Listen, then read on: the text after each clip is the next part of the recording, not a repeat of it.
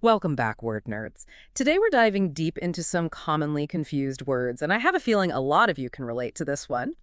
We're talking about there, and there. You know, those tricky triplets that sound exactly the same but have Huh. totally different meanings and Oh, spellings. yeah, they can definitely trip people up, even native English speakers. Exactly. So we dug into some sources that break down not just the rules, but why these words matter so much for clear communication.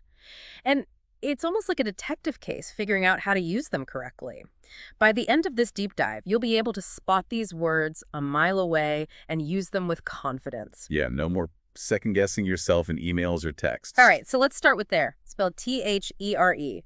What's the deal with this one? What's its main function? Well, our sources point out that there has a couple of main jobs. It often acts like a pointer, indicating a location, like, hey, look over there. Okay, so it's like a spotlight, drawing our attention to a specific spot. Exactly. But it can also be used to introduce the existence of something. So instead of pointing to a physical place, it's setting the stage for an idea. Right, like, there are many reasons to love grammar, or there's a new coffee shop in town. It's subtle, but it makes a big difference in how we understand the sentence. It's like saying, hey, pay attention, something important is about to be revealed. I like that, setting the stage. All right, so we've got there covered. Let's move on to its sibling, there, spelled T-H-E-I-R. Ah, yes, the possessive pronoun. Possessive, meaning it shows ownership, right? Exactly. It's like a little flag planted on something saying, this belongs to them. Our sources use examples like, their dog is adorable, or their house is always decorated for the holidays. So it's specifically used when something belongs to more than one person. Right, it's a group ownership tag. I think this is what makes these words so important. They might seem small, but they create so much clarity in communication. Imagine reading a sentence where there is used incorrectly. It could totally change the meaning. Oh, absolutely. These tiny words can have a huge impact on how we understand a message. Okay, ready to tackle the trickiest one of the bunch? Let's unravel there, spelled T-H-E-Y apostrophe R-E. This one is a contraction, a shortened form of they are. It's like a shortcut in language, making things sound more casual and conversational. So instead of saying they are going to the store, we can say they're going to the store. Exactly. And one of our sources pointed out that contractions like there weren't always considered proper English. They became more popular in the 17th century as people started to favor a less formal style of writing and speaking. So it's like fashion, what's considered in, changes over time. Exactly. Language is constantly adapting to the way we communicate. That's pretty cool. It means we need to be aware of these shifts to use language effectively, whether we're writing a formal essay or sending a quick text. Right. The context matters. Okay, so we've got a good foundation for understanding these words, but I bet there are some hilarious mix-ups out there, even from people who think they know the rules. Oh, I'm sure there are. Ready to see how these words can trip people up in the wild? Absolutely. Hit me with your best examples. All right, let's dive in. All right, so one of our sources found this gem of an online review. It said, the service was great and their food was delicious. Oof, I can practically hear the grammar police sirens. Right, it should be their food to show possession. Yeah, like, this delicious food belongs to them. Exactly. It's a small mistake, but it kind of makes you question the credibility of the whole review, you know? Oh, absolutely. It makes you wonder if they were paying more attention to their grammar than the actual food. Right. Okay, I'm ready for another one. Give me your best shot. All right, how about this text message? They're coming to pick you up at 8. Okay. Yeah, I can see how someone could trip up on that one. Especially in a text where we're not always thinking too hard about grammar. Right, it sounds almost right at first because we're used to there being at the beginning of sentences, Yeah.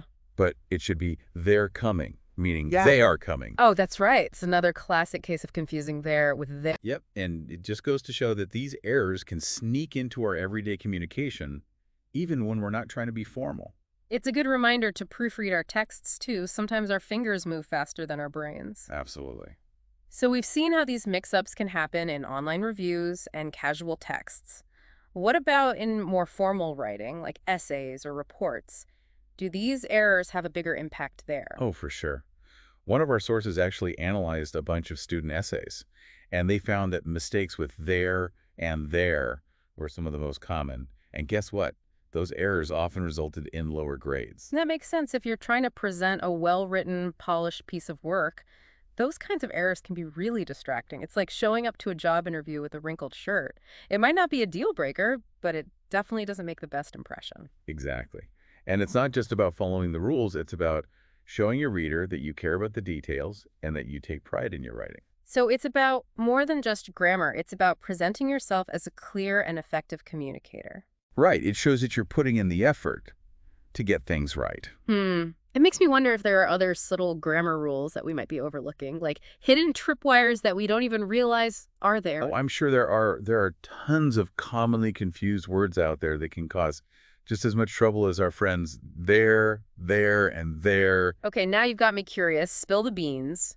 What other grammar gremlins are lurking out there, ready to sabotage our writing? All right. Well, one that trips up a lot of people is the difference between effect and effect. All right, spill the beans. What other grammar gremlins are hiding in plain sight, ready to trip us up? Well, one that comes up a lot is affect versus effect.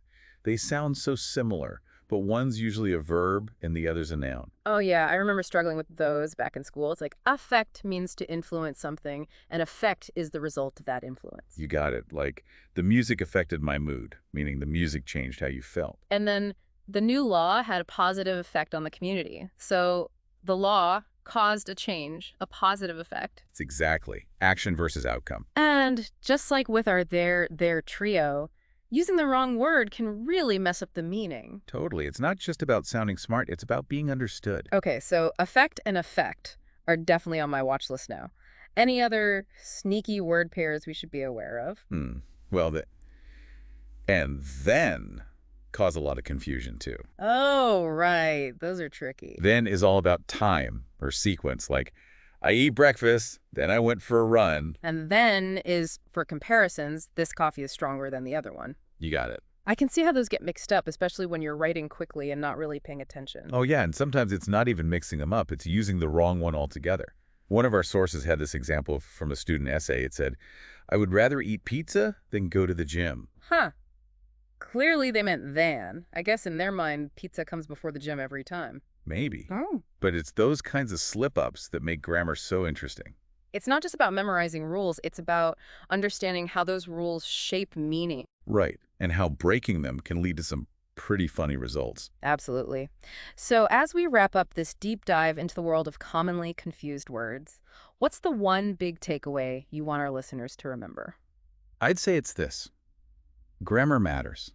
It's not just about avoiding mistakes, it's about using language effectively. It's about expressing yourself clearly, connecting with others, and making sure your message is heard. Well said.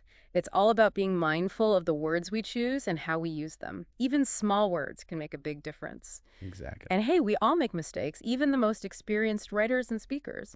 The important thing is to learn from those mistakes and keep striving to improve. Couldn't agree more.